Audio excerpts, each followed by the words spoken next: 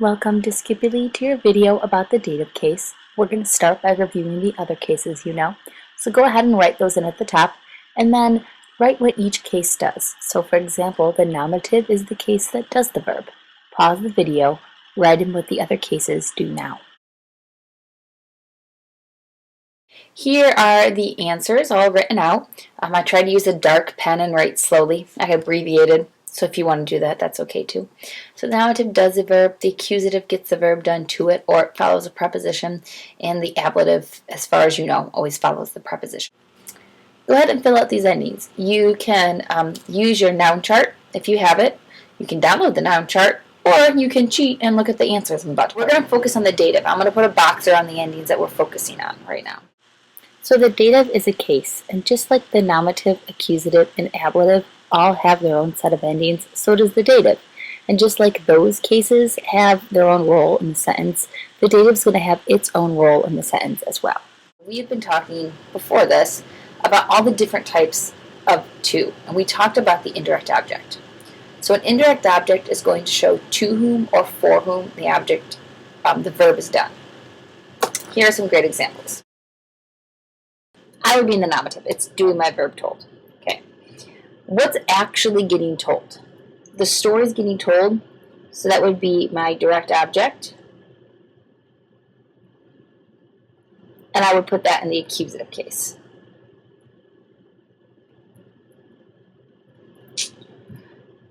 To the students.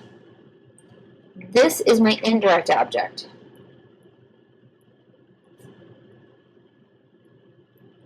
And since indirect objects, they go in the dative. So again, do is our nominative. Things that get verbed directly get acted on by that verb. They are accusative. And the interested party in this, that's what my Latin teacher used to say, is the indirect object in the dative. Here's my cheat for this. When you see a word in the dative case, you just translate it to or for. So for example, if I put discipules in the dative, because it's in the dative, you're going to say to the students. Make sure you have that translation written in, the to or for, and now we're going to start talking about dative pronouns. The dative form of these pronouns is weird. So the easiest thing to do is just memorize them as vocab. Me, he is going to translate to me or for me. Tibi is going to be to you or for you. Nobis is to us or for us. Wobis is to y'all or for y'all. These are the first person ones. These are the second person ones. Those you just have to memorize. But now we're going to start talking about how you actually form this, given dictionary entries, and form the different noun forms. Make these words into the dative singular and dative plural. That's what SNG and PL stand for. So, singular form. Hospice, hospitus, guest. This is going to follow third declension pattern. If you don't know why, go look at your noun dictionary entry notes. So the first thing I need to do is find the stem. To find the stem, I drop off the genitive ending. That leaves me with a stem of H-O-S-P-I-T. I'm going to write that stem, H-O-S-P-I-T, in both blanks because the singular and the plural form are both going to be built off that same stem. And then I'm going to add my ending. Because this is third declension, I'm going to add this dative singular, hospiti, and because this is plural, hospitibus. And this would translate as to the guest, and this would translate to the guests. Go ahead and do toga and equus. There's a typo on mine that won't be in yours. Pause the video, do that now. On pause. Okay, you can see that you have all of the right answers here. So for toga, we're going to use first declension endings. So it's togai and togis. We're in that first column, togai, togis. And it would translate to the toga or for the toga, and to the togas or for the togas. Now, equus is second declension, so we're going to use that middle column of endings. So it would be equo and equis, and it would translate to the horse or to the horses. I want you to go ahead and translate these. The first thing I want you to do for each one go ahead and underline the words that are in the dative. So serwo, I see that serwo has one of those dative endings on it, so I'm going to underline serwo in this first one. So go ahead and underline the ones that you need. Don't forget to look at up here for your dative pronouns. Don't forget about those dative pronouns as options.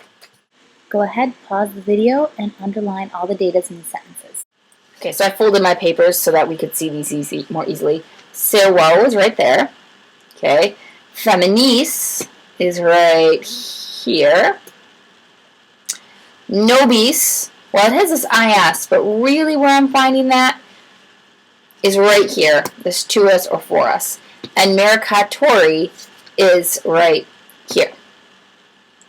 So remember, this is going to be to or for the slave, to or for the woman, to or for us, or to or for the merchant. Go ahead and translate this first sentence. Okay, so as I'm doing this, I'm thinking, well, I know Quintus is nominative because it had the US, and he's doing the verb, which is gave. And what's actually being given is the money, because that's in the accusative case. So I've got the serwo. Now serwo is dative, so I'm going to translate it as to the slave. I'm going to underline that too, since that's what we're focusing on. Quintus gave money to the slave. Okay, Quintus is my nominative. He's doing my verb. Money is what's actually being given, so it's in the accusative case. And it's being given for the slave or to the slave. Now, I know I can hear some of you asking me already, but magistra, how do I know it's not for the slave or to the slave? Because those kind of mean different things. And I'm going to tell you that in context, it's going to make sense which one to use. Here I'm choosing to the slave. Okay, same thing here. Go ahead and translate these two on your own, and then come back and check your answers. Don't forget dative pronouns. Unpause, and here are your correct answers. Quintus gave money to the slaves. The merchant chose the togas to the woman. The merchant shows the togas to us. And each time I translated it, I put to in front of the dative. Now, some of you I know what the indirect object is. So you are comfortable already having translated it like this. Quintus gave the slave money. The merchant shows the woman the toga. And the merchant shows us togas. That's okay because it's still being the indirect object in that sentence. If this is confusing to you, don't worry. Stick with this trick. Okay, if you got all of these right, you are done. The quiz! magistermaze.weebly.com. If you didn't, I just want you to try this one last one and see what you can do. Okay, unpause. The answer is Metella carries the toga to the merchant. And again, I've got mercatori translated as to the merchant. You could also say for the merchant. That would be okay. Whether or not how you did on those, go ahead and take the quiz.